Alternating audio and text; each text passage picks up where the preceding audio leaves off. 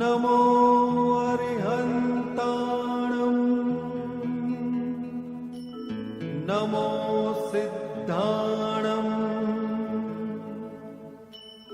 नमो आयर्याणं नमो वज्जायाणं नमो लोये सव्वसाहुणम् एसो पंच नमुक्कारो सर्वपावपणासनो मंगलाणं च सव्वेसिं परमं हवै मंगलम्। भगवान महावीर की जय, गौतम गणधर की जय, भगवान महावीर की जय, गौतम गणधर की जय, भगवान महावीर की जय, गौतम गणधर की जय। बोलो निर्ग्रंथ गुरुओं की जय जय जय, बोलो निर्ग्रंथ गुरुओं की जय जय जय, बोलो ज्ञानी गुरुओं की जय जय जय, बोलो ज्ञानी गुरुओं की जय जय जय। भगवान महावीर की जय, गौतम गणधर की जय, भगवान महावीर की जय, गौतम गणधर की जय।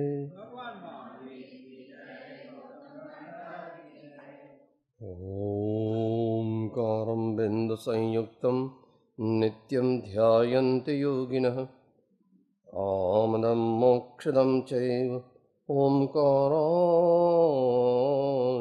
नमो नमः। अज्ञानतिमिरान्धानां ज्ञानाञ्जनशलाकया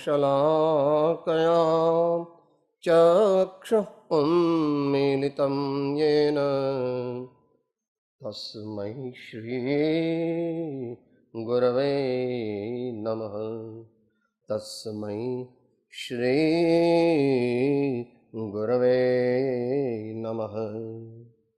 श्री परम गुरवे नमः, परम्पराचार्य गुरवे नमो नमः।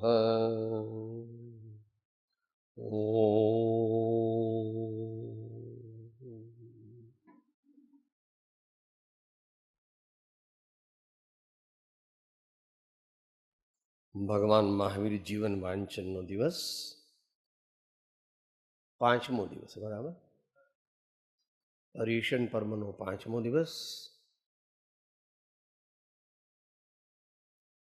શ્રીમદ રાજચંદ્ર વચનામૃત 422ના આધારે વિચારણા ચાલી રહી છે.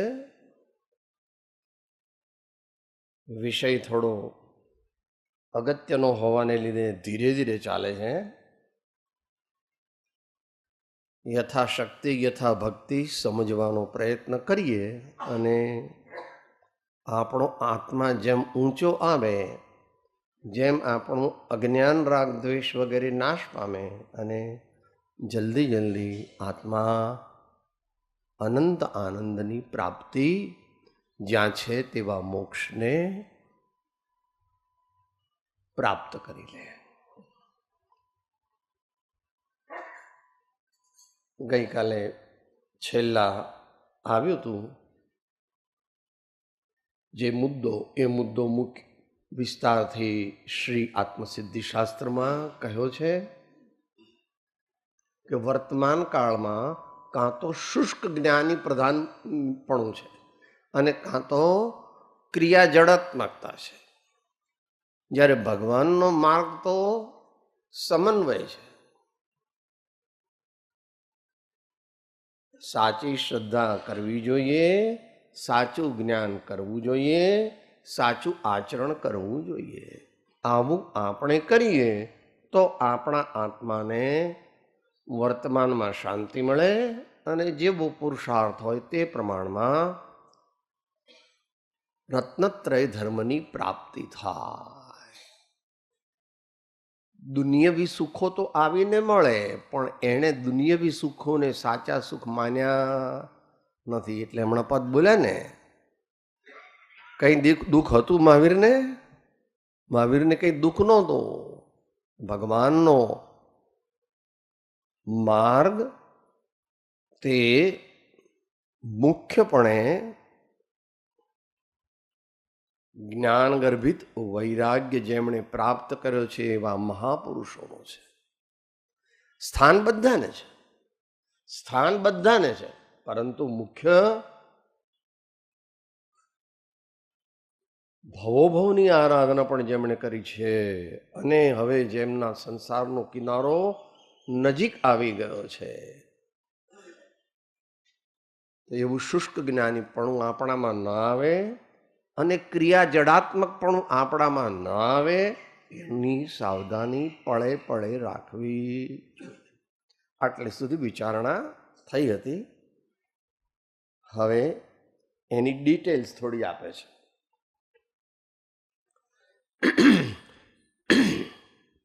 થોડું સૈદ્ધાંતિક છે, જેટલું સમજાય એટલું સમજવું. આમ તો હવે આપણે અહીંયા બધા ઘણા સિનિયર બેટ્સમેન છે એટલે વાંધો નથી. જે જીવો શુષ્ક ક્રિયા પ્રધાનપણામાં મોક્ષ માર્ગ કલ્પે છે તે જીવોને તથારૂપ ઉપદેશનું પોષણ પણ રહ્યા કરે છે. જ્ઞાન દર્શન ચારિત્રને તપ એમ મોક્ષ માર્ગ 4 પ્રકારે કયો તથા પ્રથમના 2 તો તેમણે વિસારા જેવું હોય છે. આટલે સુધી ભગવાને કહ્યું કે ભાઈ સમ્યક દર્શન, સમ્યક જ્ઞાન, સમ્યક ચારિત્ર, સમ્યક તપ. કેટલાક આચાર્યોની કથન પદ્ધતિમાં તપને ચારિત્રમાં લઈ લે તો સમ્યક દર્શન, જ્ઞાન, ચારિત્ર આ 3 જો ભેળા મળે, મ્યુચ્યુઅલી કોઓપરેટિવ એન્ડ ઇન્સ્પાયરિંગ. કોઈને ખેંચવાનું નથી. અહીં લખ્યું છે નીચે પેલું કે કુટુંબ ચાલે વિશ્વાસથી અને જીવન ચાલે શ્વાસથી. તો કોઈ પણ કારણસર આપણે ભગવાનની વાણીના એક અંશને પકડીને ખેંચા કરીએ તો એ ભગવાનને અન્યાય થયા બરોબર છે. ભગવાનને તો ન્યાય અન્યાયનું કંઈ નથી, એ તો સિદ્ધલોકમાં છે. પણ આપણો આત્મા એટલા પ્રમાણમાં નીચે જાય. ખેંચા ખેંચી કરી એટલે શું કર્યું? રાગ દ્વેષ કર્યા. એવું કેમ કર્યું? કારણ કે અજ્ઞાન છે. રાગ કરવો તે મારો સ્વભાવ નથી, દ્વેષ કરવો તે મારો સ્વભાવ નથી, અને અજ્ઞાનમાં રહેવું એ પણ મારો સ્વભાવ નથી. મારે તો મારા સ્વભાવને પ્રાપ્ત કરવો છે. એ માટે હું ભગવાનને શરણે અથવા ચતુર્વિધ સંઘને શરણે વ્યવહારથી આવ્યો છું. નિશ્ચયથી મારા આત્માને શરણે મારે જવું, નિશ્ચયથી મારે મારા આત્માને શરણે જવું છે. એવી અંદરમાં મુમુક્ષુ જીવ જાગૃતિ રાખે. તો એ લોકોએ શું કર્યું છે કે પહેલા 2 પદને વિસારા જેવું હોય છે અને ચારિત્ર શબ્દનો અર્થ વેશ તથા માત્ર બાહ્ય વૃત્તિમાં સમજ્યા જેવું હોય છે. તો તત્વજ્ઞાન ન હોય ત્યાં શું થાય? દુનિયાના લોકો માને એવું એ પણ માને કે સાહેબ આપણે તો બહુ જીમમાં જવું, સવારે 1-2 કલાક ત્યાં કસરત કરવી, એ રીતે આપણે બસ પછી તો આવીને ઘેર થાકી ગયા હોય, નાહીને જરા કંઈક નાસ્તો કરીને જતા રહ્યા, આખો દિવસ પૂરો થઈ ગયો. તો એમ સુખનો માર્ગ છે નહીં, એમ મોક્ષનો માર્ગ છે નહીં. તો ચારિત્ર શબ્દનો અર્થ વેશ નથી. ચારિત્ર શબ્દનો અર્થ છે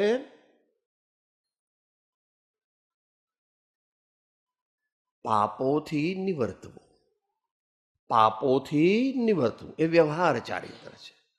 અને નિશ્ચય ચારિત્ર તે પોતાના શુદ્ધ આત્મ સ્વભાવમાં સ્થિરતાનો અભ્યાસ કરવો, જેને ચાલુ ભાષામાં એટલે કે શાસ્ત્ર ભાષામાં સામાયિક કહે છે, જેને ભારતીય વાંગ્મયમાં ધારણા અને ધ્યાન કહે છે. પણ આ બાહ્ય સમજવાના નથી, સાચા. કારણ કે સમ્યક દર્શન જ્ઞાન ચારિત્રાણી મોક્ષ માર્ગ, દર્શન જ્ઞાન ચારિત્રાણી ન મોક્ષ માર્ગ. તો એવો આપણે ચારિત્રનો એવો ન કરવો કે બાહ્ય ચારિત્ર અને વેશ પરિવર્તન કર્યું એટલે આપણું કામ થઈ ગયું. તપ શબ્દનો અર્થ માત્ર ઉપવાસ આદિ વ્રતનું કરવું, તે પણ બાહ્ય સંજ્ઞાથી તેમાં સમજ્યા જેવું હોય છે. તો તપ કહે એટલે એમ કે ઉપવાસ એ તપ, તો એ વાત બરાબર છે. પણ ભગવાન તો 12 પ્રકારના તપ કહે છે. ભગવાન તો 12 પ્રકારના તપ કહે છે. એમાંથી આપણે એક તપને માનીએ તો આપણે ભગવાનની વાણીને નથી તો સમજ્યા અને નથી તો અનુસર્યા. વળી ક્વચિત જ્ઞાન દર્શન પદ કહેવા પડે તો ત્યાં લૌકિક કથન જેવા ભાવોના કથનને જ્ઞાન અને તેની પ્રતીતિ અથવા તે કહેનારની પ્રતીતિને વિશે દર્શન શબ્દનો અર્થ સમજવા જેવો. આમ તો આત્મસિદ્ધિ જ બધી અંદર ચાલે છે, અથવા નિજકુળ ધર્મના એ ગુરુમાં જ મમત્વ, બંનેનો વિસ્તાર કર્યો છે. આપણે બધા લગભગ પરિચિત છીએ એનાથી. શબ્દો બોલવા એ સ્વાધ્યાય નથી. ભગવાનની આજ્ઞા પ્રમાણે સમજીને આત્માના લક્ષ્ય બોલવું અને અભિમાન વગર બોલવું અને મારા કલ્યાણ માટે મુખ્યપણે બોલવું. બીજાનું પણ કલ્યાણ થાય તો સારું, ન થાય તો જેવા જેના ભાવ અને જેવી જેની ભગવાન પ્રત્યેની આસ્થા.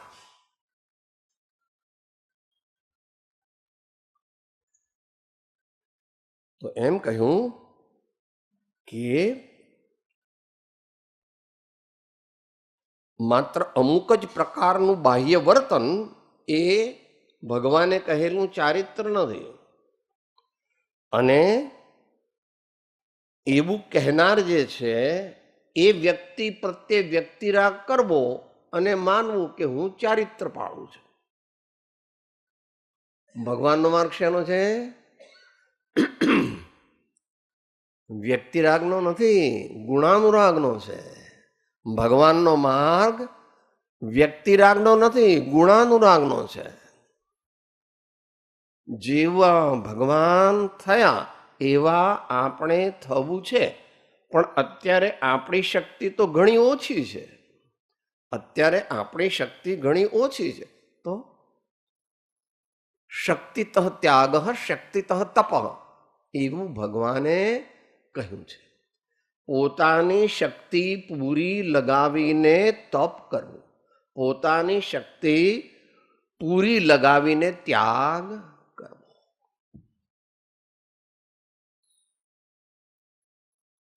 અણુવ્રતોને ગ્રહણ કરે એને ગૃહસ્થ શ્રાવક કહેવામાં આવે છે, અને મહાવ્રતોને ગ્રહણ કરે તેને મુનિ કહેવામાં આવે છે. પણ કેવી રીતે એ કરવા? તો આચાર્યએ કહ્યું છે અનિગુહિત વીર્યસ્ય સંયમસ્ય ચ ધારણમ. અનિગુહિત વીર્યસ્ય, પોતાના વીર્યને છુપાવ્યા વગર ચારે પ્રકારની આરાધના આપણે કરવી જોઈએ.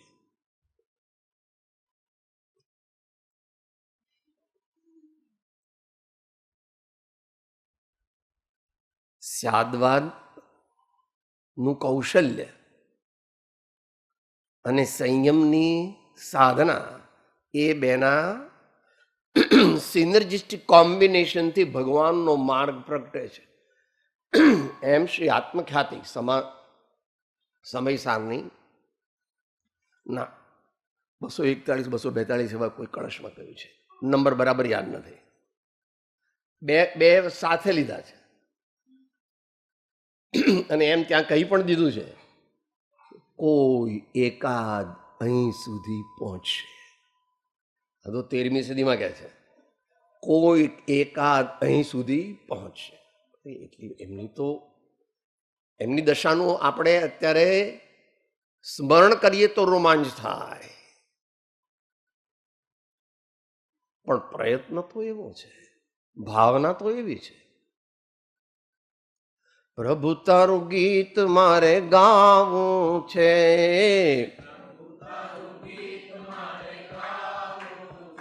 હે પ્રભુ તારું ગીત મારે ગાવું છે, પ્રભુ તારા જેવા મારે થાવું છે, પ્રભુ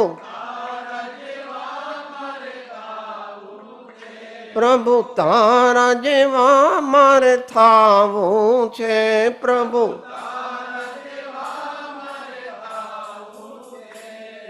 માટે તારું ગીત મારે ગાવું છે, માટે તારું ગીત મારે ગાવું છે, માટે તારું ગીત મારે ગાવું છે, માટે તારું ગીત મારે ગાવું છે.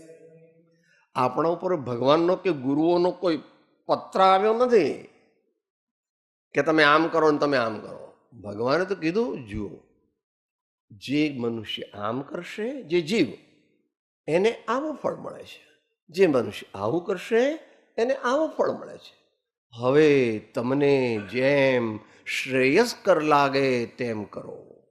હવે તમારો આત્મા સર્વ દુઃખોથી મુક્ત થઈ અને શાશ્વતમાં આનંદને પામે એવી રીતે તમે જીવનમાં શ્રદ્ધા કરો, જીવનમાં જ્ઞાનાર્જન કરો અને ચારિત્રનું પાલન કરો.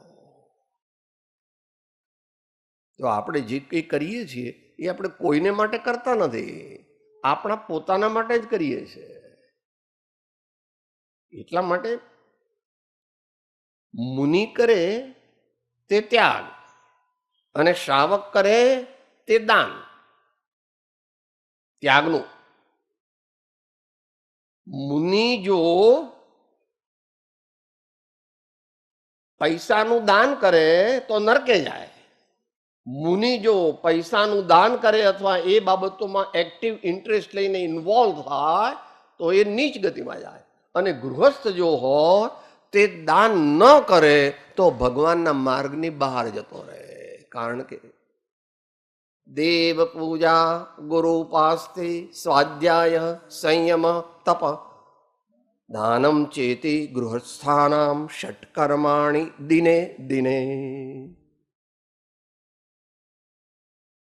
તો આપણે આપણા કલ્યાણ માટે ધર્મ કરીએ છીએ. ભગવાનનો ફોન આવ્યો તો કે જો તમે મારી પૂજા નહીં કરો તો તમને સજા કરીશ. ભગવાનનો ફોન આવતો નથી કોઈના ઉપર, અને જેના પર આવે એ થોડા કાળમાં ભગવાન થઈ જાય છે. ટેલિફોન તો નથી આવતો, પણ એનો intuitional message, it's known as intuitional message. એવા મહાભાગ્યવાન અલૌકિક મહાપુરુષોનું સ્મરણ કરવાથી પણ કરોડો પાપ બળી જાય છે. એવા અલૌકિક મહાપુરુષો, અચિંત્ય તુજ મહાત્મ્યનો નથી પ્રફુલ્લિત ભાવ, અંશન એકે સ્નેહનો ન મળે પરમ પ્રભાવ. સામાન્ય જીવન જે જીવે છે મનુષ્ય, એ જીવને ભગવાનના આનંદનો ખ્યાલ નથી. એટલે ઉલટો અંદરમાં એમ કહે છે, બિચારાને શું ઉલટી આવી મોટી ઉલટી આવી કે આટલા હમણાં બોલે ને રૂડા રાજમહેલને છોડીને એ આ જંગલ બાજુ જાય છે. મને તો એટલી દયા આવે, ભગવાનને કહે તો હું ટિફિન મોકલી આપીશ, કપડાં તમારા જો તમારો દવાઓ જે જોઈશે તે હું મોકલી આપીશ, પણ તમે અહીંયા બેસો એમ. તમે એટલા વનમાં જશો તો કોઈ વાઘ ને કે સિંહ ને નાગ ને બધા આવશે, અને કોઈ એવા જંગલી મનુષ્યો હોય તો પણ હેરાન કરે. એવું નથી. ધર્મ કરત સંસાર સુખ, ધર્મ કરત નિર્વાણ, ધર્મ પંથ સાધે બિના નર તિર્યંચ સમાન. દુનિયાનું સુખ જોઈતું હોય તો પણ ધર્મ કરવો, પણ એને ધર્મ કહેવાય નહીં. દુનિયાના સુખની ઈચ્છાથી ધર્મ કરવાનો નથી. ધર્મ તો પુણ્યાનુબંધી, પુણ્ય, સંવર અને નિર્જરા, આટલા માટે કરવાનો છે. કે સાહેબ સંવર નિર્જરા તો બરાબર છે, પણ તમે આ પુણ્યાનુબંધી પુણ્ય કેમ કીધું? આવશ્યક છે. આવા તકલાદી શરીરથી મોક્ષે ન જવાય. આવા શરીરથી મોક્ષે જવાય ન જવાય. પુણ્યાનુબંધી પુણ્ય આવશ્યક છે, અનિવાર્ય અંગ છે. કોઈ પણ તીર્થંકર નહીં, પણ કોઈ પણ અર્યંત તે આવા શરીરથી મોક્ષે ન જાય. એવું શરીર કેવી રીતે પ્રાપ્ત થશે? પુણ્યથી થશે. માટે અહીંયા કહે છે કે બેલેન્સ રાખો. શુષ્ક જ્ઞાન તરફ ન ઢળો, ક્રિયા જડત્વ તરફ ન ઢળો. તો કે શું કરવું સાહેબ? તમે તો બે બાજુથી આમ તો બોલો 8મી ગાથા. જ્યાં જ્યાં જે જે યોગ્ય છે તહાં સમજવું તે, ત્યાં ત્યાં તે આચરે આત્માર્થ જનતે. ત્યાં ત્યાં તે આચરે આત્માર્થી જનતે. પછી ક્યાં ક્યાં શું શું યોગ્ય છે અને કહા આચરવું શું, એ ગુરુગમથી જાણવું જોઈએ. એટલે વિશેષ આરાધના કરનારને માટે આચાર્ય પૂજ્યપાદ સ્વામી સરવાર સિદ્ધિમાં કહે છે ગુરુકુલ આવાસ હવા. એ પ્રમાણે આપણને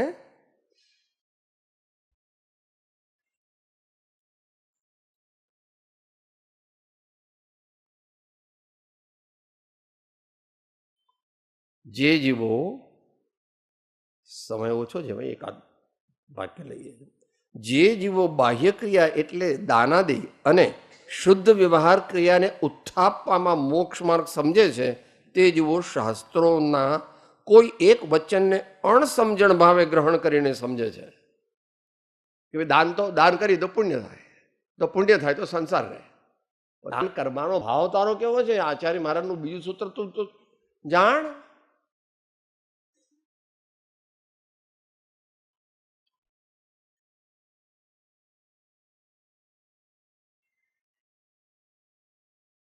વિધિ દ્રવ્ય દાતૃ પાત્ર વિશેષાત તદ વિશેષ. વિધિ દ્રવ્ય દાતૃ પાત્ર વિશેષાત તદ વિશેષ. વિવેકપૂર્વક દાન આપે છે, વિવેકપૂર્વક કોઈ પણ કાર્ય કરે છે. ચાલવું, બેસવું, ઉઠવું, જમવું, પોતાના જીવનની કોઈ પણ ચર્યા હોય તો યત્નપૂર્વક, વિવેકપૂર્વક સમજીને કરે છે કે જેથી મારાથી કોઈ જીવો દુઃખી ન થાય અને મને પાપ ન લાગે.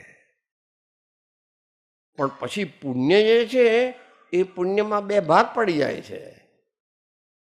પુણ્ય જે છે તે હે બુદ્ધિ એ કરવાનું છે. શ્રદ્ધામાં એમ છે કે આ દાન તે સાક્ષાત મોક્ષમાં નથી. દાન અત્યારે આપીએ છીએ, પણ પછી મુનિ થઈશું ત્યારે ત્યાગ શબ્દ આવશે, અને જે આવશે તે આચાર્યાદિક કરી શકે. જ્ઞાન દાન કોણ કરી શકે?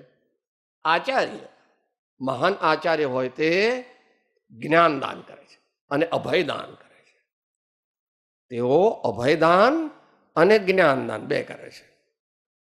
તો આપણે જ્યાં સુધી આપણી અવસ્થામાં છીએ ત્યાં સુધી આપણે યોગ્ય જે દાન હોય તે માટે એક સૂત્રને પકડીને બેસવું નહીં, એ આગળ પાછળના સૂત્રો સાથે તે સૂત્રનો શું સંબંધ છે તે સમજીએ નહીં તો ભગવાનની વાણીનો કંઈ મર્મ આપણા ખ્યાલમાં આવે.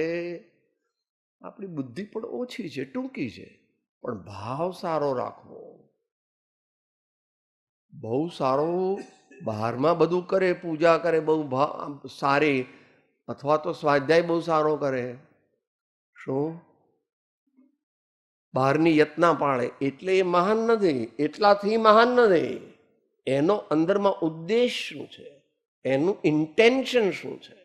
Intention should be noble. જે મનુષ્ય સજ્જનની ભૂમિકામાં આવ્યો નથી એ આત્માર્થી કેવી રીતે થાય? અને આત્માર્થી ન થયો હોય તે ઉત્તમ મુમુક્ષુ કેવી રીતે થાય? અને ઉત્તમ મુમુક્ષુ ન થાય તે સમ્યક દ્રષ્ટિ થઈ શકે? 2 વર્ષનો બાબલો હોય ને તમે કહો હજુ કમાતો નથી, ઢગો થયો ને, એવું કહો છો માં સાહેબ? 2 વર્ષનો બાબલો તો કમાતો હશે. આપણે પણ આપણી જાતને એ રીતે સુધારવાની છે. Continuous. The process of salvation is continuous process. આપણે આમાં પર્યુષણ પૂરા થાય ને પછી બસ પતી ગયું, એવું ન હોય. પરિવત્તા આવું સેમ ભગવાને કહ્યું છે. ચારે બાજુથી યોગ્ય દ્રવ્ય, યોગ્ય ક્ષેત્ર, યોગ્ય કાળ, યોગ્ય ભાવ લઈ અને પોતાના આત્મા પ્રત્યે વળવું, એટલે કે શાશ્વત આનંદ પ્રત્યે વળવું, એ ભગવાનનો માર્ગ છે. એટલે પર્યુષણ થાય એટલે પતી ગયું એવું નથી. દરરોજ થોડો થોડો ધર્મ તો ધર્માત્મા શ્રાવક કરે જ, અને પર્વના દિવસોમાં વિશેષ ધર્મ કરે, અને અલ્પકાળમાં રત્નત્રય ધર્મની પ્રાપ્તિ કરીને ભગવાનની જોડે બેસી જાય. વાર લાગે કે સાહેબ હું આપણે હા, જે સંસારથી ઉદાસ થયો છે એ ભગવાનનો દાસ થાય છે, પણ એ ભગવાનનો દાસ થાય ત્યારે ભગવાન એને કહે છે તું ઉદાસીન બન. ઉદાસ બન્યો તે વૈરાગ્ય છે, અને ઉદાસીન બન્યો તે આત્મજ્ઞાન સહિત સંયમ આવ્યો. અને આત્મજ્ઞાન સહિત સંયમ આવે તો શું થાય? મુનિપણું અને મોક્ષ. દ્રવ્ય ક્ષેત્ર કાળ ભાવને ધ્યાનમાં રાખીને જેનામાં જ્ઞાન આવ્યું અને જેનામાં સંયમ આવ્યો, તો જ્ઞાન અને સંયમ માર્ગ પૂરો થઈ ગયો અધ્યાત્મ પરિભાષામાં.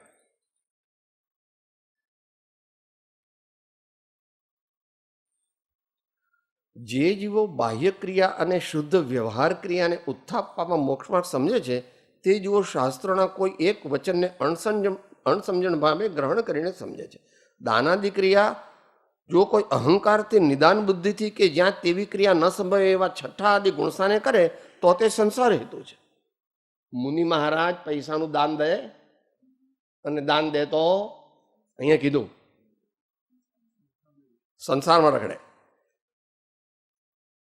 એમ શાસ્ત્રોનો મૂળ આશય છે. પણ સમૂળગી દાનાદિ ક્રિયા ઉત્થાપવાનો શાસ્ત્રોનો હેતુ નથી, તે માત્ર પોતાની મતિ કલ્પનાથી નિષેધે છે. એટલે આમ તો બધે ફરી ફરીને સામાન્ય દરેક મનુષ્યને સદગુરુના ચરણે આવવું પડે છે. ઉપાય નથી, કારણ કે પોતે શાસ્ત્રોની માયાજાળમાં એવો ફસાઈ જાય છે કે પોતે દુર્ગતિને સાધે છે. મૂળ સ્થિતિ જો પૂછો મને તો સોંપી દઉં યોગી કને, એમ કીધું. મૂળ સ્થિતિ જો પૂછો મને તો સોંપી દઉં યોગી કને. અથવા શરૂઆત જ થાય છે, પહેલી 8 ગાથા તો ઇન્ટ્રોડક્શન છે.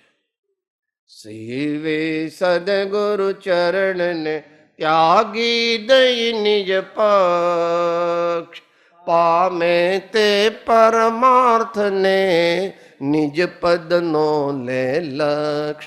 પામે તે પરમાર્થને નિજ પદનો લે લક્ષ. સાચા ગુરુ હોય તે મારી સેવા કર, મારું આમ કર, મારું એમ નથી કહેતા.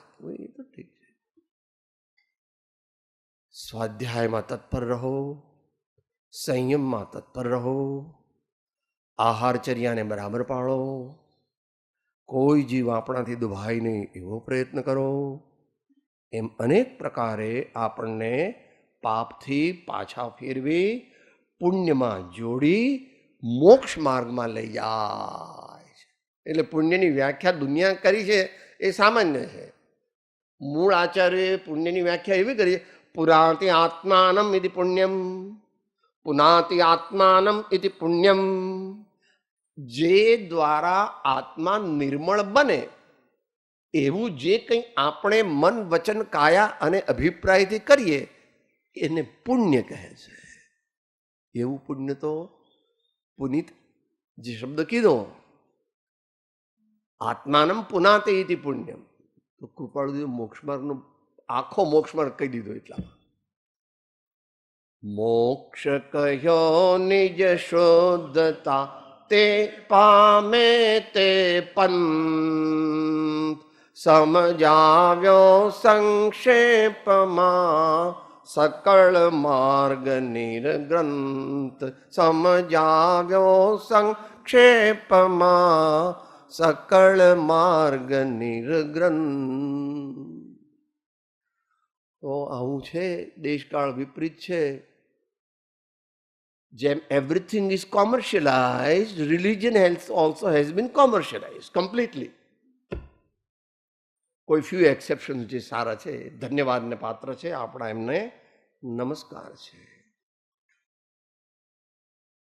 અજ્ઞાન ઓછું કરવું, રાગ ઓછો કરવો, દ્વેષ ઓછો કરવો, અને ચાલશે, ફાવશે, ભાવશે, ગમશે.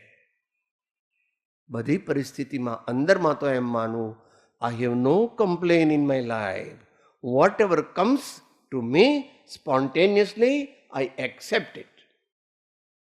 આપણને દુઃખ પડ્યું એટલે આપણે બીજાનો વાંક કાઢીએ તો એ વાત બરાબર નથી. આપણને જે દુઃખ પડે છે એ આપણા અજ્ઞાનથી, આપણી ખોટી બિહેવિયરથી આપણને દુઃખ પડે છે. એ ન કરવી એ મોક્ષ માર્ગ છે.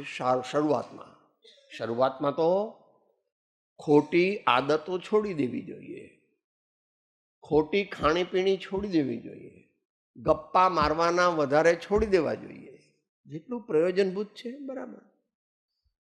ને વધારે સમય ભગવાનની ભક્તિમાં, સંતોના સમાગમમાં, શાસ્ત્ર શ્રવણ અને શાસ્ત્ર વાંચનમાં, અને થોડો સમય દરરોજ સમતાનો અભ્યાસ કરવો. આપણા જેવા તો શું કરે, પણ ભગવાનની સામે બેસીને,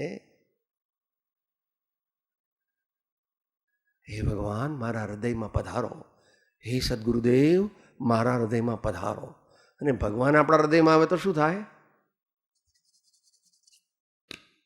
પતી ગયું. ભગવાન જેના હૃદયમાં આવે તે ભગવાન થઈ જાય છે. જેના હૃદયમાં ભગવાન આવે તે ભગવાન થઈ જાય. આવી ભગવાનની દિવ્ય વાણી, આવું એમનું અલૌકિક શાસન, અને આવા સતશાસ્ત્રો અને આવા મહાપુરુષોના વચનો આપણને મળ્યા છે. એનો આપણે સદુપયોગ કરીએ, અને આવા દિવસોમાં આગલા વર્ષે વધારે સાધના કરીશ. વર્ષે એટલે આજે નેક્સ્ટ ચાલ્યું તે વર્ષ, આવતીકાલથી નવું વર્ષ, એમ કરીને આપણા જીવનને ઉન્નત માર્ગે લઈ જઈએ. એ જ આપણી સાધનાનું ફળ છે.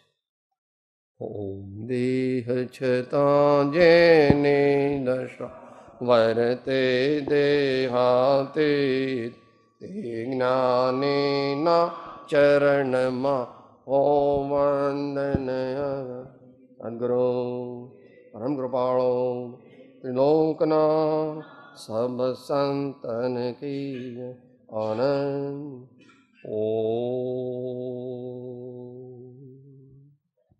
હું આત્મા છું, આપનો સેવક છું, સૌનો મિત્ર છું.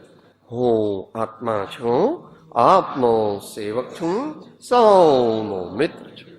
હું આત્મા છું, આપનો સેવક છું, સૌનો મિત્ર છું.